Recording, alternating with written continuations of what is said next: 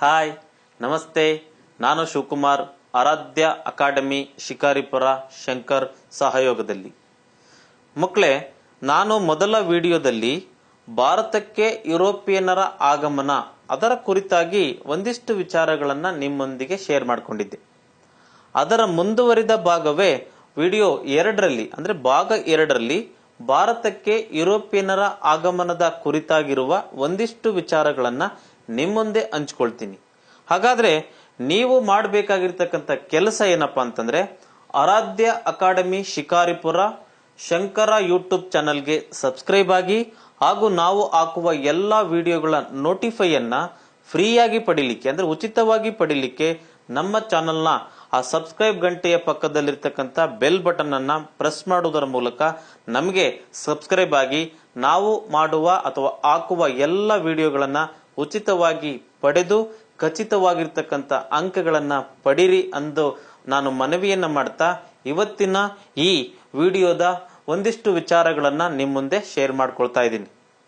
ಮಕ್ಕಳೇ, ಭಾರತಕ್ಕೆ ಹೊಸ ಜಲಮಾರ್ಗವನ್ನ ಸಂಶೋಧನೆ ಮಾಡಿದ ನಾವಿಕ, ಭಾರತಕ್ಕೆ ವ್ಯಾಪಾರಕ್ಕಾಗಿ ಬಂದಂತಹ ಮೊದಲ ಯುರೋಪಿಯನ್ ದೇಶ, ಎರಡನೆಯದಾಗಿ ಭಾರತಕ್ಕೆ ವ್ಯಾಪಾರಕ್ಕಾಗಿ ಬಂದಂತಹ ಎರಡನೇ ದೇಶ, ಎರಡನೇ ದೇಶದ ನಂತರ ಬಂದಂತವರು, ಹೀಗೆ ಭಾರತಕ್ಕೆ ವ್ಯಾಪಾರಕ್ಕಾಗಿ ಬಂದಂತಹ ಯುರೋಪಿಯನ್ ದೇಶಗಳ ಕುರಿತಾಗಿರುವ ಸಣ್ಣ ವಿಚಾರವನ್ನ ಸ್ಪಷ್ಟವಾಗಿ ನಿಮ್ಮ ಗಮನಕ್ಕೆ ತರುವುದರ ಮೂಲಕ ಅಲ್ಲೆಲ್ಲೂ ಕೂಡ ಯಾವುದೇ ಅಂಕಗಳು ಯಾವುದೇ ಪ್ರಶ್ನೆಯನ್ನ ಕೇಳಿದರೂ ಕೂಡ ನೀವು ಟಕ್ ಅಂತ ಕ್ಲಿಯರ್ ಆಗಿ ಆನ್ಸರ್ ಮಾಡುವ ರೀತಿಯಲ್ಲಿ ಹೇಳ್ಕೊಡ್ತಾ ಇದ್ದೀನಿ. ಮಕ್ಕಳೇ, ಭಾರತಕ್ಕೆ ಹೊಸ ಜಲಮಾರ್ಗ ಸ್ಪಷ್ಟವಾಗಿ ನೋಡಿ. ಇಲ್ಲಿರ್ತಕ್ಕಂಥ ವ್ಯಕ್ತಿ ನಾವು ವಾಸ್ಕೋಡಿಗಾಮ ಅಂತ ಕರಿತೀವಿ. ಇಲ್ಲಿರ್ತಕ್ಕಂಥ ಪ್ರದೇಶವನ್ನ ನಾವು ಪೋರ್ಚುಗಲ್ಲಿನ ಲಿಸ್ಬನ್ ದೇಶ ಅಂತಂದೇಳಿ ಕರಿತೀವಿ. ಈ ಮಾರ್ಗದಲ್ಲಿ ಬರ್ತಕ್ಕಂಥ ಒಂದು ಹಡಗನ್ನು ಕೂಡ ನಾವು ಗಮನಿಸ್ತಾ ಇದ್ದೀವಿ. ಈ ಭಾಗದಲ್ಲಿ ನಮಗೆ ಇಂಡಿಯಾ ಅಂತಕ್ಕಂಥದ್ದು ಗೋಚರ ಆಗುತ್ತೆ. ಅಂದ್ರೆ ಇಷ್ಟೇ, ಭಾರತಕ್ಕೆ ಹೊಸ ಜಲಮಾರ್ಗವನ್ನ ಕಂಡು ಹಿಡಿದ ವ್ಯಕ್ತಿ ಯಾರಪ್ಪ ಅಂತಂದ್ರೆ ವಾಸ್ಕೋಡಿಗಾಮ. ಅವನು ಎಲ್ಲಿಂದ ಹೊರಟ ಅಂತಂದ್ರೆ ಇಲ್ಲಿ ಪೋರ್ಚುಗಲ್ ಅಂತಕ್ಕಂಥ ಒಂದು ದೇಶ, ಆ ದೇಶದ ರಾಜಧಾನಿ ಲಿಸ್ಬನ್ ಅಂತಕ್ಕಂಥದ್ದು. ಆ ಲಿಸ್ಬನ್ ನಿಂದ ಹೊರಟಂತಹ ಪೋರ್ಚುಗೀಸರ ನಾವಿಕ ವಾಸ್ಕೋಡಿಗಾಮನ ಹಡಗು ಹೀಗೆ ಭಾರತದ ಒಂದು ಪ್ರದೇಶದೊಳಗೆ ಬಂದು ತಲುಪುತ್ತೆ. ಆ ವಿಚಾರವನ್ನ ಕುರಿತು ನಿಮಗೆ ಅನೇಕ ಪ್ರಶ್ನೆಗಳನ್ನ ಕೇಳ್ತಾರೆ. ಆ ಪ್ರಶ್ನೆಗಳಿಗೆ ಕಂಟೆಂಟ್ ಅಂತಕ್ಕಂಥದ್ದು, ವಿಚಾರ ಅಂತಕ್ಕಂಥದ್ದು ಇಲ್ಲಿ ನಾನು ಬರೆದಿರ್ತಕ್ಕಂಥದ್ದನ್ನು ನೀವು ಗಮನಿಸ್ತಾ ಇದ್ದೀರಿ. ನೋಡಿ, ಭಾರತಕ್ಕೆ ಹೊಸ ಜಲಮಾರ್ಗವನ್ನ ಕಂಡುಹಿಡಿಯಲು ಸನ್ನದ್ಧವಾದ ದೇಶ ಅಂದ್ರೆ ಪೋರ್ಚುಗೀಸರು. ಆ ಪೋರ್ಚುಗೀಸರಲ್ಲಿ ಈ ಜಲಮಾರ್ಗದ ಸಂಶೋಧನೆಗೆ ಹೊರಟಂತಹ ನಾವಿಕ ಯಾರಪ್ಪ ಅಂತಂದ್ರೆ ಈ ವಾಸ್ಕೋಡಿಗಾಮ. ಈ ವಾಸ್ಕೋಡಿಗಾಮ ಪೋರ್ಚುಗಲ್ಲಿನ ರಾಜಧಾನಿ ಲಿಸ್ಬನ್ನಿನಿಂದ ಹೊರಟು ಅಂದ್ರೆ 1497ರಲ್ಲಿ ಹೊರಟು ಈ ಮಾರ್ಗವಾಗಿ ಭಾರತದ ಒಂದು ಪ್ರದೇಶದೊಳಗೆ ಪ್ರವೇಶ ಮಾಡ್ತಾನೆ. ಆ ಬಂದು ತಲುಪಿದ ಪ್ರದೇಶ ಯಾವುದಪ್ಪ ಅಂತಂದ್ರೆ ಕೇರಳ ಸಮೀಪದ ಕಲ್ಲಿಕೋಟೆಯ ಒಂದು ಕಾಪಾಡ್ ಎನ್ನುವ ಗ್ರಾಮಕ್ಕೆ ಅವನು 1498ರಲ್ಲಿ ಬಂದು ತಲುಪುತ್ತಾನೆ. ಇದನ್ನ ಇತಿಹಾಸದಲ್ಲಿ ಭಾರತಕ್ಕೆ ಹೊಸ ಜಲಮಾರ್ಗದ ಸಂಶೋಧನೆ ಅನ್ನುವ ಕಥೆಯನ್ನು ಹೇಳ್ತಾರೆ. ಆ ಕತೆಗೆ ಮೂಲ ನಾಯಕ ಯಾರಪ್ಪ ಅಂತಂದ್ರೆ ವಾಸ್ಕೋಡಿಗಾಮ. ಆ ಕತೆಗೆ ಪ್ರೇರಣೆಯಾದಂತ ದೇಶ ಯಾವುದಪ್ಪ ಅಂತಂದ್ರೆ ಪೋರ್ಚುಗೀಸರು. ನೋಡಿ, ನಿಮಗೆ ಸ್ಪಷ್ಟವಾಗಿ ಪ್ರಶ್ನೆಯನ್ನ ಕೇಳ್ತಾರೆ, ಭಾರತಕ್ಕೆ ಹೊಸದಾಗಿ ಜಲಮಾರ್ಗವನ್ನ ಸಂಶೋಧನೆ ಮಾಡಿದ ದೇಶ ಪೋರ್ಚುಗೀಸರು ಅಥವಾ ಪೋರ್ಚುಗಲ್ ದೇಶ. ಭಾರತಕ್ಕೆ ಹೊಸ ಜಲಮಾರ್ಗವನ್ನ ಸಂಶೋಧನೆ ಮಾಡಿದ ನಾವಿಕ ಯಾರಪ್ಪ ಅಂತಂದ್ರೆ ಇಲ್ಲಿ ಕಾಣಿಸ್ತಕ್ಕಂಥ ಈ ವಾಸ್ಕೋಡಿಗಾಮ. ಭಾರತಕ್ಕೆ ಹೊಸ ಜಲಮಾರ್ಗವನ್ನ ಸಂಶೋಧನೆ ಮಾಡಿದ ದೇಶ ಇಸವಿ ಎಷ್ಟಪ್ಪ ಅಂತಂದ್ರೆ 1498. ವಾಸ್ಕೋಡಿಗಾಮ ಭಾರತಕ್ಕೆ ಬಂದು ತಲುಪಿದ ಪ್ರದೇಶ ಯಾವುದಪ್ಪ ಅಂತಂದ್ರೆ ಕಾಪಾಡ್ ಅಂತ. ಅದು ಎಲ್ಲಿದೆಯಪ್ಪ ಅಂತಂದ್ರೆ ಈ ಭಾರತದ ಪಶ್ಚಿಮ ಕರಾವಳಿಯ ಆ ಕಲ್ಲಿಕೋಟೆ ಸಮೀಪದಲ್ಲಿರ್ತಕ್ಕಂಥದ್ದು. ಈ ರೀತಿಯಾಗಿ ಭಾರತಕ್ಕೆ ಹೊಸ ಜಲಮಾರ್ಗವನ್ನ ಸಂಶೋಧನೆ ಮಾಡಿದಂತಹ ವ್ಯಕ್ತಿಗೆ ನಾವು ಕರಿತಕ್ಕಂಥದ್ದು, ಭಾರತಕ್ಕೆ ಹೊಸ ಜಲಮಾರ್ಗವನ್ನ ಸಂಶೋಧನೆ ಮಾಡಿರ್ತಕ್ಕಂಥ ಕೀರ್ತಿ ಪೋರ್ಚುಗೀಸರಿಗೆ ಮತ್ತು ವಾಸ್ಕೋಡಿಗಾಮನಿಗೆ ತಲುಪುತ್ತೆ. ನಿಮಗೆ ಎಲ್ಲಾದ್ರೂ ಕೂಡ ಪ್ರಶ್ನೆಯನ್ನ ಕೇಳಿ, ಯಾವಾಗ ಭಾರತದಲ್ಲಿ ಹೊಸ ಜಲಮಾರ್ಗ ಸಂಶೋಧನೆ ಆಯಿತು ಅಂತಂದ್ರೆ 1498. ಯಾರು ಭಾರತಕ್ಕೆ ಹೊಸ ಜಲಮಾರ್ಗವನ್ನ ಸಂಶೋಧನೆ ಮಾಡಿದ್ರು ಅಂದ್ರೆ ವಾಸ್ಕೋ ಡಿ ಗಾಮ. ಯಾವ ದೇಶ ಭಾರತಕ್ಕೆ ಹೊಸ ಜಲಮಾರ್ಗವನ್ನ ಸಂಶೋಧನೆ ನೀಡಲು ಪ್ರೇರಣೆ ಆಯಿತು ಅಂತಂದ್ರೆ ಪೋರ್ಚುಗಲ್ ದೇಶ ಅಥವಾ ಪೋರ್ಚುಗೀಸರು. ಇಷ್ಟು ಪ್ರಶ್ನೆಯನ್ನ ನಿಮಗೆ ಕೇಳ್ತಕ್ಕಂಥದ್ದು. ಇಲ್ಲಿ ಯಾವುದೇ ರೀತಿಯ ನಿಮಗೆ ಡೌಟೇ ಬೇಡ. ನಿಮಗೆ ಬೇಕಾಗಿರ್ತಕ್ಕಂಥದ್ದು ಪೋರ್ಚುಗೀಸರು, ವಾಸ್ಕೋ ಡಿ ಗಾಮ, 1498, ಕೇರಳದ ಕಲ್ಲಿಕೋಟೆ ಸಮೀಪದ ಕಾಪಾಡು. ಅದು ಎಲ್ಲಿದೆ ಅಂತಂದ್ರೆ ಪಶ್ಚಿಮ ಕರಾವಳಿಯಲ್ಲಿದೆ. ಇಷ್ಟು ವಿಚಾರಗಳನ್ನ ಸ್ಪಷ್ಟವಾಗಿ ನಿಮ್ಮ ಮುಂದೆ ನಾನು ಪ್ರೆಸೆಂಟ್ ಮಾಡ್ತಾ ಇದ್ದೀನಿ. ಇಲ್ಲೇನಾದ್ರೂ ಕೂಡ ಡೌಟ್ ಇದ್ರೆ ನಮ್ಮ ಕೆಳಗಿನ ಕಮೆಂಟ್ ಬಾಕ್ಸ್ ಅಲ್ಲಿ ಹಾಕಿ, ಅದಕ್ಕೆ ನಾವು ಯಾವಾಗ್ಲೂ ಕೂಡ ಉತ್ತರವನ್ನ ನೀಡಲಿಕ್ಕೆ ಸನ್ನದ್ಧ ಇರ್ತೀನಿ.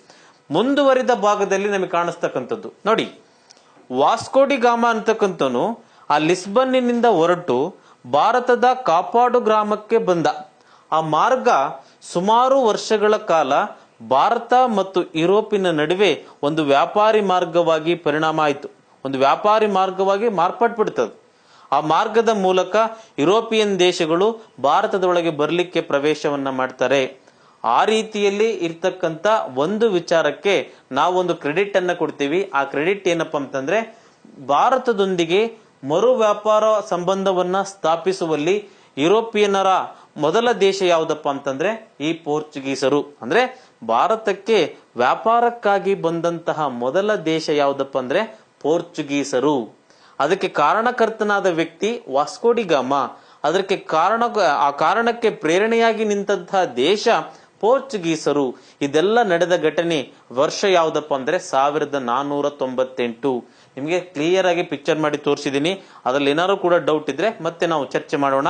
ಮುಂದುವರಿದ ಭಾಗ, ಯಾವಾಗ ಈ ಪೋರ್ಚುಗೀಸರು ವಾಸ್ಕೋ ಡಿ ಗಾಮನ ಮೂಲಕ ಭಾರತಕ್ಕೆ ಬರ್ಲಿಕ್ಕೆ ಯಶಸ್ವಿಯಾದ್ರೋ ಆಗ ಯುರೋಪಿಯನ್ ದೇಶಗಳಲ್ಲಿ ಒಂದು ಸ್ವಲ್ಪ ಪ್ರೇರಣೆ ಅನ್ನುವುದು ಹುಟ್ಟುತ್ತೆ. ಯಾಕೆ ಅಂತಂದ್ರೆ ಪೋರ್ಚುಗಲ್ನವ್ರು ಮಾತ್ರ ಹೋಗಿದಾರ, ನಾವು ಆ ಮಾರ್ಗದ ಮೂಲಕ ಭಾರತದೊಳಗೆ ಹೋಗ್ಬೋದಾ, ಅಲ್ಲಿ ಏನೇನಿದೆ ನೋಡ್ಬೋದಲ್ಲ, ನಾವು ವ್ಯಾಪಾರ ಮಾಡ್ಲಿಕ್ಕೆ ಅವಕಾಶ ಸಿಕ್ಕರೆ ನಾವು ವ್ಯಾಪಾರ ಮಾಡೋಣ, ಅಲ್ಲಿರ್ತಕ್ಕಂಥ ಸಂಪತ್ತನ್ನ ಯುರೋಪಿಗೆ ತಂದು ನಮ್ಮ ದೇಶವನ್ನ ಉದ್ಧಾರ ಮಾಡೋಣ ಅನ್ನುವ ವಿಚಾರವನ್ನ ಕುರಿತು ಎಲ್ಲ ದೇಶಗಳು ತಲೆ ಕೆಡಿಸ್ಕೊಂಡಾಗ ಈ ವಿಚಾರದಿಂದ ಪ್ರೇರಣೆ ಪಡೆದಂತ ಒಂದಿಷ್ಟು ದೇಶಗಳು ಯುರೋಪ್ ಖಂಡದಲ್ಲಿ ಕಂಡು ಬರ್ತವೆ. ಆ ದೇಶಗಳು ಯಾವ್ದಪ್ಪ ಅಂತಂದ್ರೆ ಒಂದು ಡಚ್ಚರು, ಇನ್ನೊಂದು ಇಂಗ್ಲಿಷರು, ಮತ್ತೊಂದು ಫ್ರೆಂಚರು ಅಂತಕ್ಕಂಥದ್ದು. ಹೀಗೆ ಭಾರತಕ್ಕೆ ಯುರೋಪಿಯನ್ನರು ಬರ್ಲಿಕ್ಕೆ ಪ್ರಾರಂಭ ಮಾಡ್ತಾರೆ. ಆ ಭಾರತಕ್ಕೆ ಬಂದಂತಹ ಯುರೋಪಿಯನ್ ದೇಶಗಳನ್ನ ನಾವು ಕೋಡ್ ವರ್ಡ್ ಮೂಲಕ ಕಲಿಬಹುದು. ಅದು ಯಾವ್ದಪ್ಪ ಅಂತಂದ್ರೆ PDEF ಅಂತಂದೇಳಿ ನೀವು ನೆನ್ಪಿಟ್ಕೊಂಡ್ರೆ ಸಾಕು. ಭಾರತಕ್ಕೆ ಬಂದಂತಹ ಯುರೋಪಿನ ಮೊದಲ ದೇಶ ಪೋರ್ಚುಗೀಸರು, ಎರಡನೆಯ ದೇಶ ಡಚ್ಚರು, ಮೂರನೆಯ ದೇಶ ಇಂಗ್ಲಿಷರು, ನಾಲ್ಕನೆಯ ದೇಶ ಫ್ರೆಂಚರು. ಹೀಗೆ ಭಾರತಕ್ಕೆ ಬಂದಂತ ಮೊದಲಿಗರು ಇವರು, ಭಾರತಕ್ಕೆ ಬಂದಂತಹ ಕೊನೆಯವರು ಕೂಡ ಇವರು. ಹೀಗೆ ಕೋಡ್ ವರ್ಡ್ ಮೂಲಕ ನಾವು ನೆನ್ಪಿಟ್ಕೋಬಹುದು. ಅದನ್ನ ನಮಗೆ ಪ್ರಶ್ನೆಗಳ ರೂಪದಲ್ಲಿ ಕೇಳಿದಾಗ ಈ ಕೋಡ್ ನೆನ್ಪಿದ್ರೆ ಈಸಿಯಾಗಿ ನಾವೇನ್ ಮಾಡ್ಬೋದು, ಆನ್ಸರ್ ಅನ್ನ ಮಾಡ್ಬೋದು.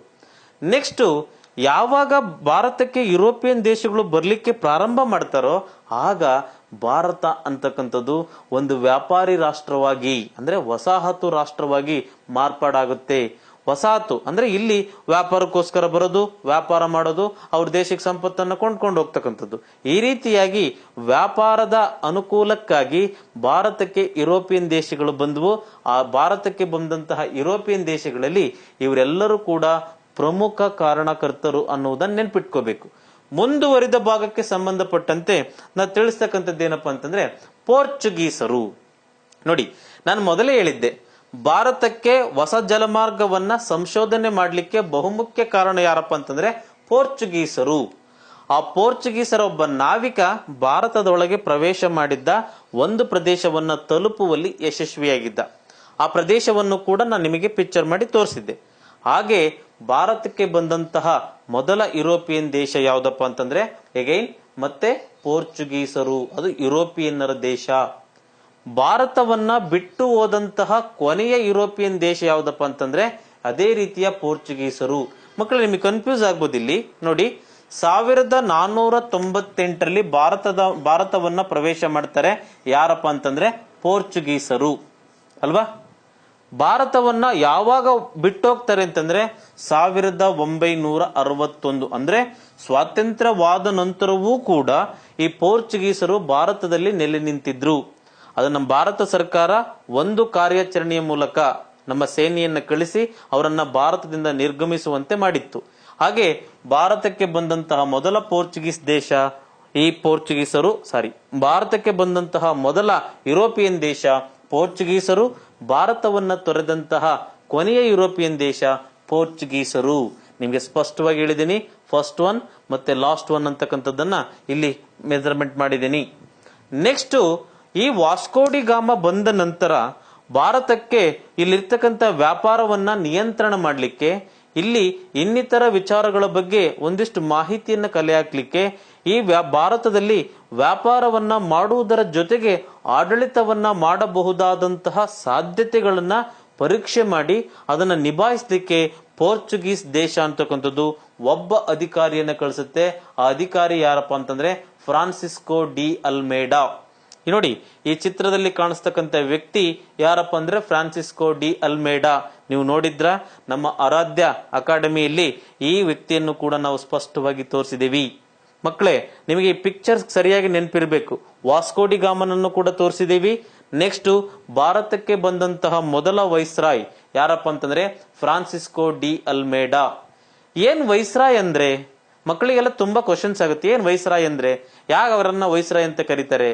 ಆ ವಿಚಾರವನ್ನ ಕುರಿತು ಹೇಳ್ಬೇಕು ಅಂತಂದ್ರೆ, ಒಂದು ದೇಶ ಇನ್ನೊಂದು ದೇಶದಲ್ಲಿ ಯಾವುದಾದರೊಂದು ವ್ಯಾಪಾರವನ್ನ ಇನ್ನಿತರ ಸಂಸ್ಥೆಯನ್ನ ಸ್ಥಾಪನೆ ಮಾಡಿ ಅದರ ಮೂಲಕ ಆ ದೇಶವನ್ನ ನಿಯಂತ್ರಣ ಮಾಡಿ ತನ್ನ ದೇಶಕ್ಕೆ ಆಗಬಹುದಾದಂತ ಅನುಕೂಲತೆಗಳನ್ನ ನೋಡ್ಕೊಳ್ಳಿಕ್ಕೆ ಕಳಿಸುವ ವ್ಯಕ್ತಿಯನ್ನೇ ನಾವು ವೈಸ್ರಾಯ್ ಅಂತ ಕರಿತೀವಿ.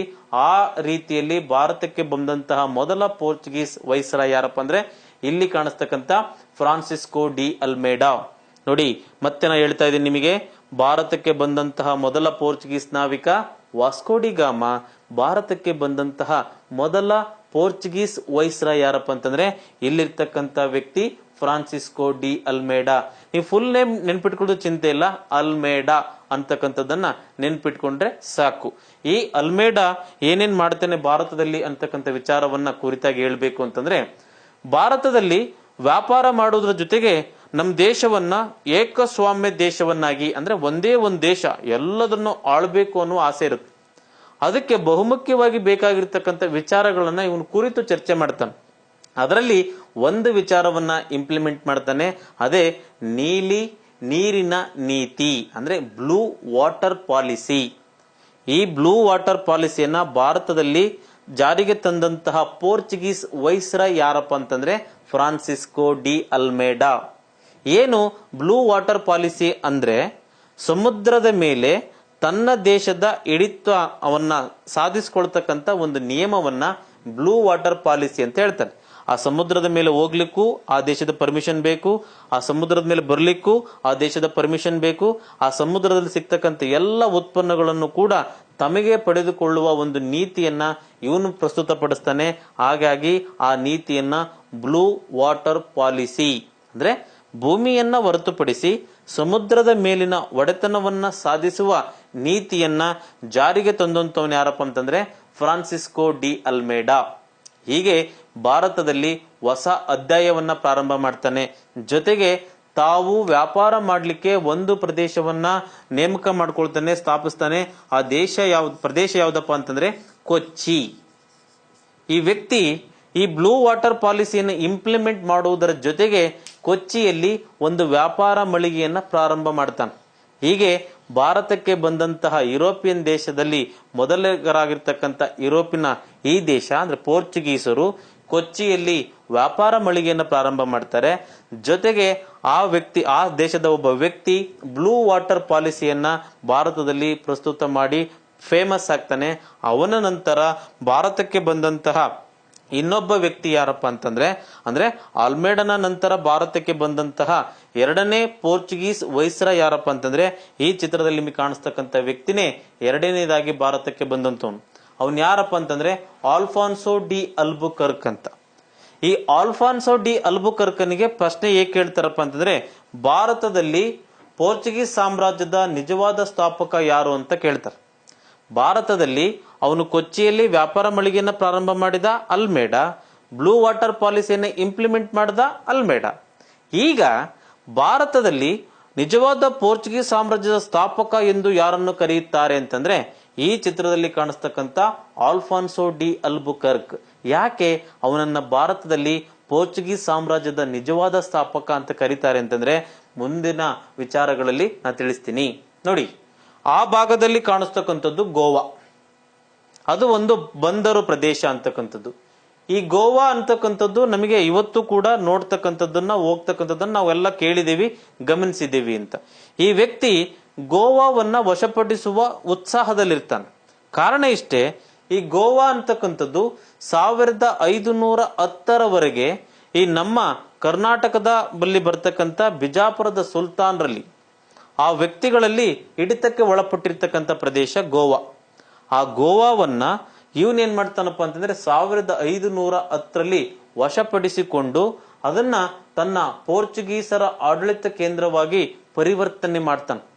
ಅಂದ್ರೆ ಈ ಬಹಮನಿ ಸುಲ್ತಾನರು ಕೈಯಲ್ಲಿದ್ದಂತಹ ಈ ಗೋವಾವನ್ನ 1510ರಲ್ಲಿ ವಶಪಡಿಸಿಕೊಂಡು ಆ ಗೋವಾವನ್ನ ಆಡಳಿತ ಕೇಂದ್ರವನ್ನಾಗಿ ಮಾರ್ಪಾಡು ಮಾಡುವ ವಿಚಾರಕ್ಕೆ ಇವನು ಮುನ್ನೆಲೆ ಆಗಿ ಬರ್ತಾನೆ. ಯಾರಪ್ಪ ಅಂತಂದ್ರೆ ಆಲ್ಫಾನ್ಸೋ ಡಿ ಅಲ್ಬುಕರ್ಕ್ ಅಂತಕ್ಕಂಥವನು. ಹೀಗೆ ಭಾರತದಲ್ಲಿ ಗೋವಾವನ್ನ ವ್ಯಾಪಾರ ಕೇಂದ್ರವನ್ನಾಗಿ ಮಾಡುವುದರ ಜೊತೆಗೆ ಅದನ್ನ ರಾಜಧಾನಿಯನ್ನಾಗಿ ಮಾಡ್ತಾನೆ. ಭಾರತದಲ್ಲಿ ಪೋರ್ಚುಗೀಸರ ರಾಜಧಾನಿ ಯಾವುದಪ್ಪ ಅಂದ್ರೆ ಗೋವಾ. ಈ ವಿಚಾರಗಳಿಗೆ ಅವನನ್ನ ಭಾರತದಲ್ಲಿ ಪೋರ್ಚುಗೀಸ್ ಸಾಮ್ರಾಜ್ಯದ ನಿಜವಾದ ಸ್ಥಾಪಕ ಅಂತ ಕರೀತಾರೆ. ಹೀಗಾಗಿ ಅವನು ಭಾರತದ ಇತಿಹಾಸದಲ್ಲಿ ಏಕಮೇವ ವ್ಯಕ್ತಿಯಾಗಿ ಒಂದು ಸ್ವಲ್ಪ ದಿನಗಳ ಕಾಲ ಆಡಳಿತವನ್ನ ಮಾಡ್ತಾನೆ. ಹೀಗೆ ಭಾರತದಲ್ಲಿ 1 ಶತಮಾನದವರೆಗೂ ಕೂಡ ಈ ಭಾರತದ ವ್ಯಾಪಾರದ ಮೇಲೆ ಒಂದು ಏಕಸ್ವಾಮ್ಯ ಅಧಿಕಾರವನ್ನ ಹೊಂದಿದ್ದಂಥವ್ರು ಯಾರಪ್ಪ ಅಂತಂದ್ರೆ ಈ ಪೋರ್ಚುಗೀಸರು.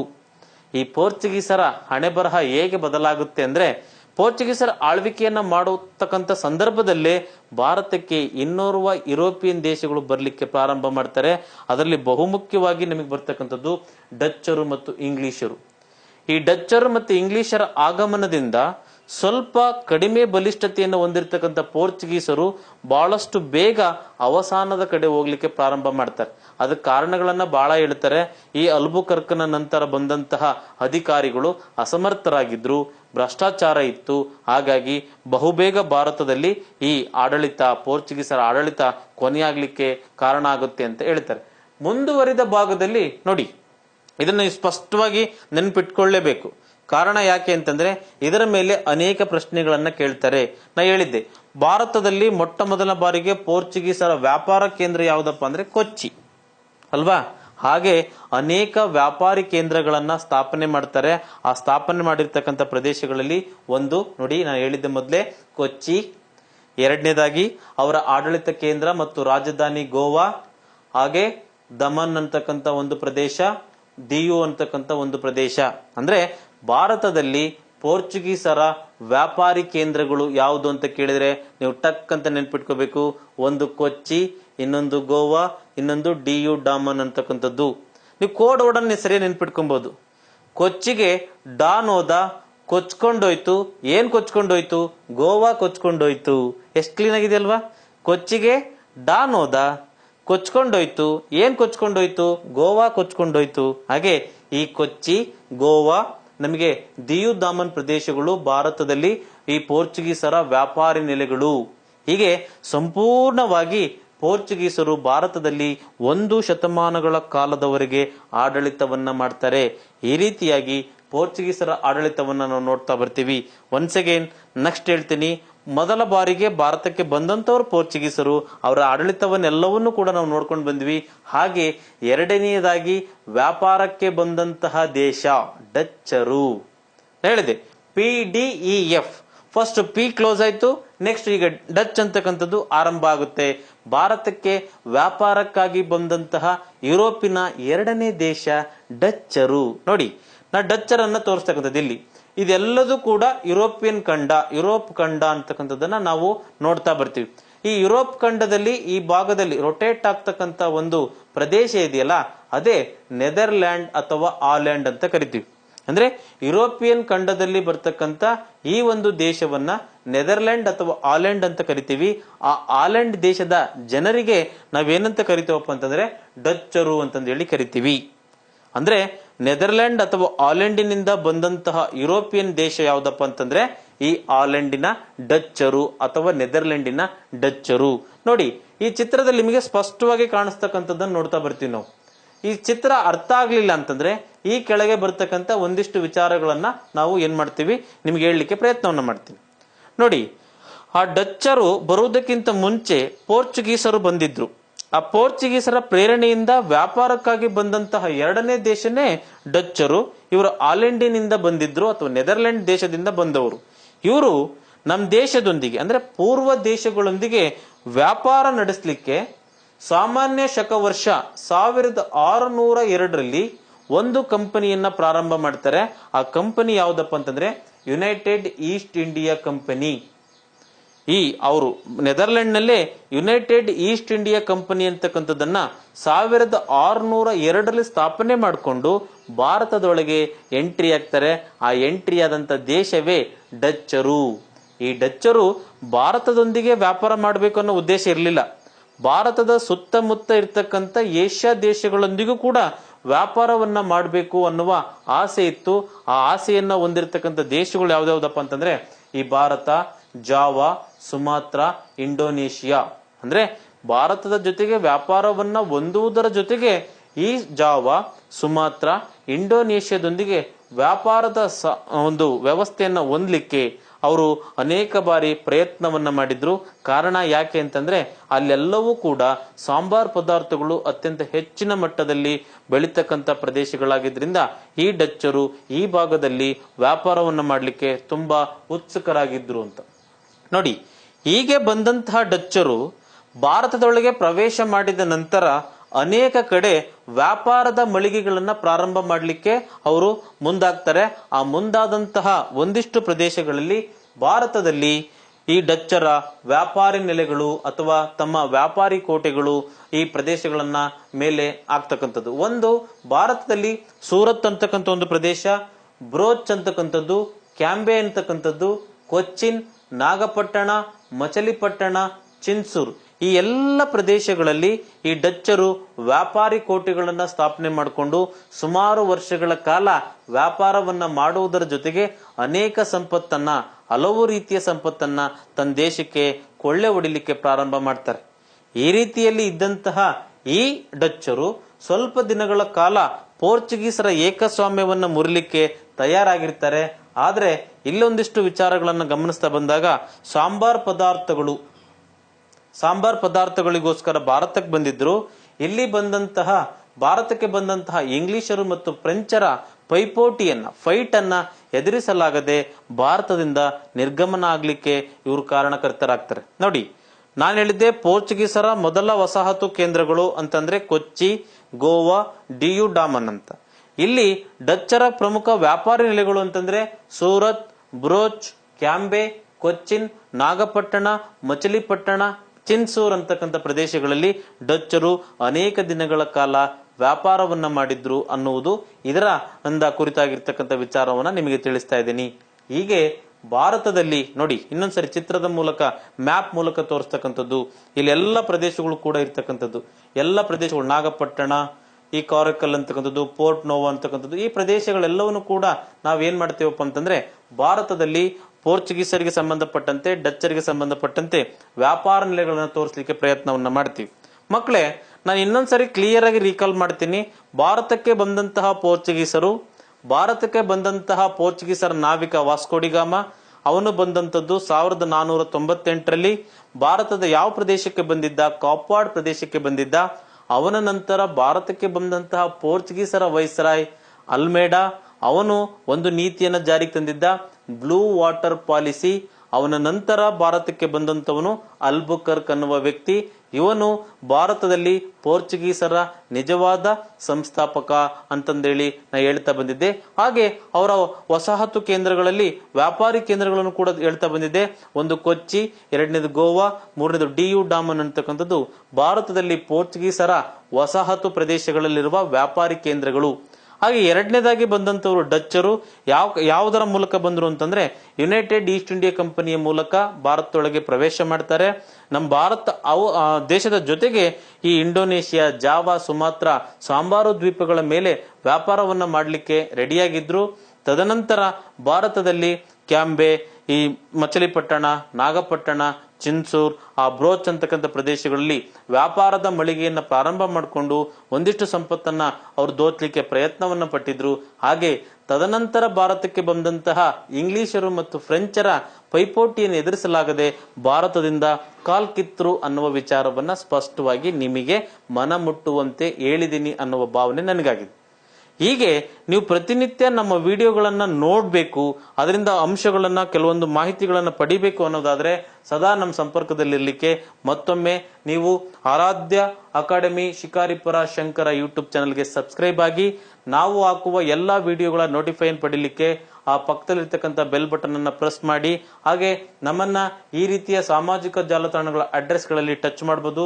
ಬ್ಲಾಗ್ ಬೇಕು ಅಂದ್ರೆ ಬ್ಲಾಗ್ ಅಡ್ರೆಸ್ ಇದೆ. ಟ್ವಿಟರ್ ಕೂಡ ನೀವು ಫಾಲೋ ಮಾಡಬಹುದು. ಫೇಸ್ಬುಕ್ ಮೂಲಕನೂ ಕೂಡ ನಮ್ಮ ಜೊತೆ ಟಚ್ ಅಲ್ಲಿ ಇರ್ಬೋದು ಅಂತ ಹೇಳ್ತಾ ಇವತ್ತಿನ ಈ ವಿಡಿಯೋವನ್ನ ಮುಗಿಸ್ತಾ ಇದ್ದೀನಿ. ಥ್ಯಾಂಕ್ ಯು, ವಂದನೆಗಳು, ನಮಸ್ತೆ.